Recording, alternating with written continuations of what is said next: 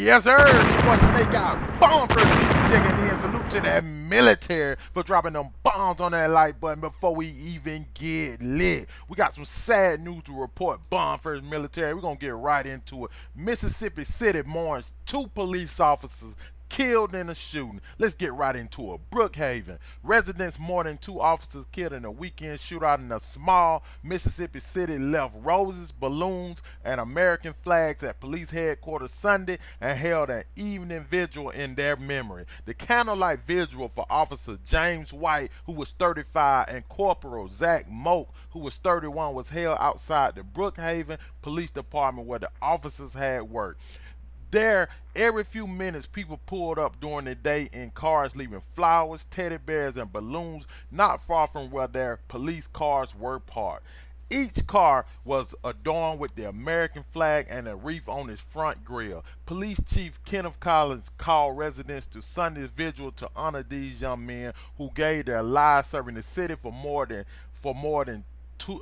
a city more than 12,000 located about 60 miles south of the state capital of Jackson. He appeared along with local pastor for unity during a half-hour vigil attended by about 200 people. They lit candles, heard consoling messages from the speaker, and sang the Amazing Grace. White and Moak were killed early Saturday. Warren Strain of Mississippi Department of Public Safety said Sunday that the shooting suspect, 25-year-old Marquise Flowers, was hospitalized after being wounded in the confrontation. Strange said charges are pending against Flowers and the investigation is ongoing. He did not provide an update on Flowers' medical condition.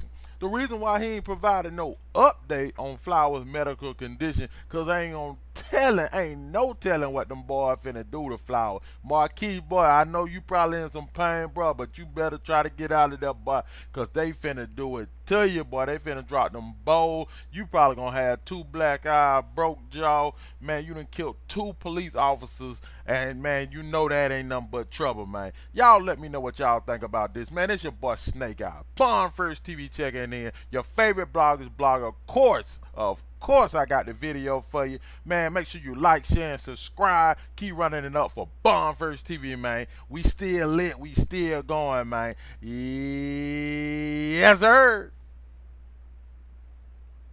2 officers were shot to death in the line of duty in Mississippi.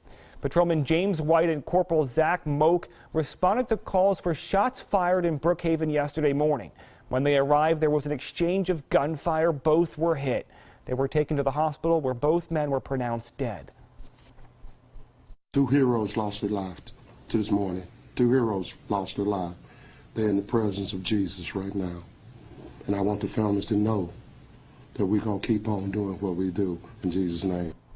The suspect has been identified as Marquise Flowers. He was also injured in the shootout. Police still investigating. Developing this morning, authorities looking into what led to the shooting, deaths of 2 police officers. We do have team coverage this morning. And this happened in Brookhaven in Lincoln County, nearly an hour south of Jackson. 31-year-old Corporal Zach Moak and 35-year-old Patrolman James White were both killed yesterday morning. A shots fired call turned out to be a shootout. For the latest on the investigation, we're going to 16 WAPT Shalika Powell, who is outside of the Brookhaven Police Department. Good morning. Good morning. Yes, that's right. The police department says they can't believe that they lost 2 of their own yesterday. And behind me, you can see one of the cars of one of the fallen officers, and you can see that there are flowers and blue ribbons on top for the memorial. Now, officials say that at about 5 a.m. yesterday, police responded to a report of shots being fired on North 6th Street. Now, after Corporal Zach Moak and Patrolman James White arrived, the gunfire was exchanged. The officers say that the suspect and the fallen officers were all wounded in that gunfire. Officials say that the 2 officers were then transported to King's Daughters Medical Center where they were pronounced dead. I just want y'all to know, these are 2 awesome people that lost their lives this morning in the line of duty, and they're both heroes. They're both heroes. They did their job.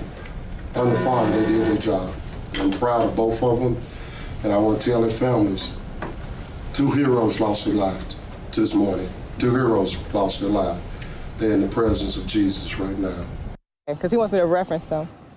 Officials say the suspect is in custody and being treated at a Jackson hospital. His condition at this time is unknown. If you know any information about this shooting, you are urged to contact police immediately. And I'm not sure if you can see behind me or not, but there are some officers here who are actually looking at these memorials and paying their respects to members of their team that are now gone.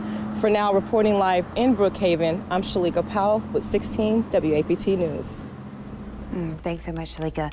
And we did talk to the accused shooter's brother about what happened. Nobody's telling me how he's doing. We can't see him.